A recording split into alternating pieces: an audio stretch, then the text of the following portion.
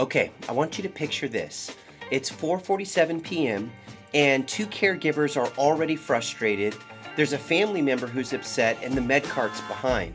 And it's right at that moment when someone walks into your office and says, "Hey, what do you want me to do now?"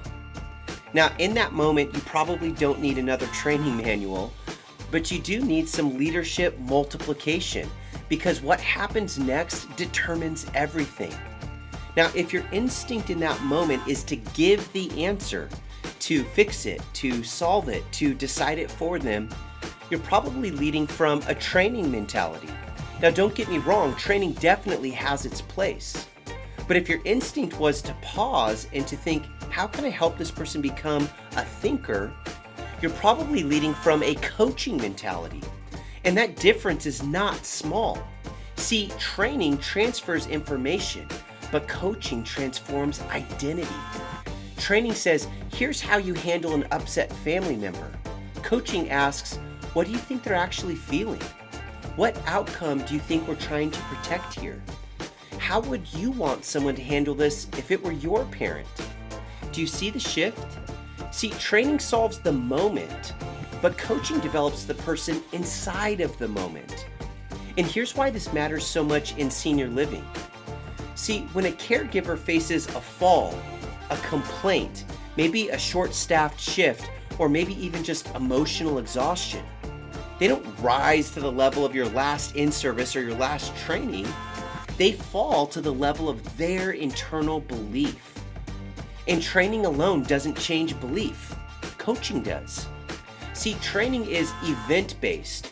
It happens during onboarding, maybe during policy updates, or even during like annual training or refreshers. But coaching is relational in nature. It happens in the hallways. It happens after that difficult shift. It happens inside of the tension of the moment. See, before the next decision, training might ask, did you follow the process? But coaching would ask, hey, what did you notice? What felt difficult for you? What would excellence look like next time?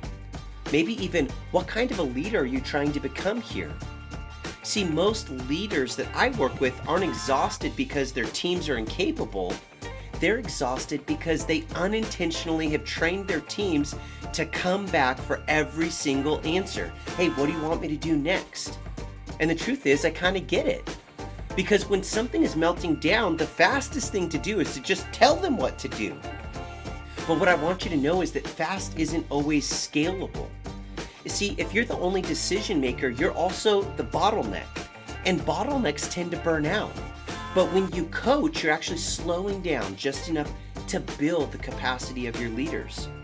Instead of, here's what to do, you might ask, hey, what do you think the right move is? What do you think we're trying to protect here?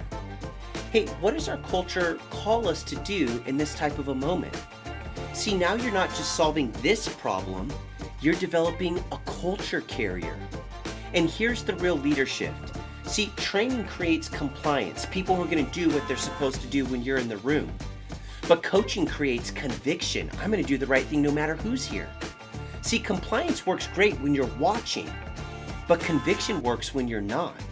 And in senior living, this is everything because most of the leadership that matters is what happens when you're not in the room. See, the homes that will thrive over the next decade won't just be well-trained, they will be well-coached.